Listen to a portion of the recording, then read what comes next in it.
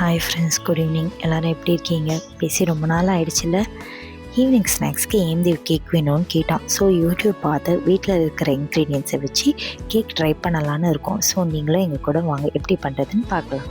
இந்த பவுலில் தான் நான் கேக் பண்ண போகிறேன்.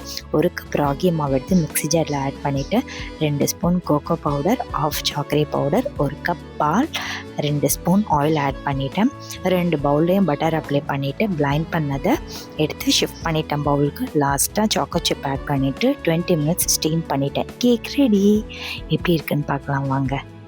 ஓகேவா வந்திருக்கு ஃப்ரெண்ட்ஸ். இது தாமுக்கு, இது எனக்கும் ஹேந்திருக்கும். ஃபஸ்ட்டு வாய் குட்டாக்கு நல்லா இருக்குன்னு சொல்லிட்டான். இது போதுமே. இப்போ தான் உண்மையாக சொல்கிறான். நம்மளும் டேஸ்ட் பண்ணி பார்த்துடணும்ல. நல்லா இருக்கு, சூப்பராக.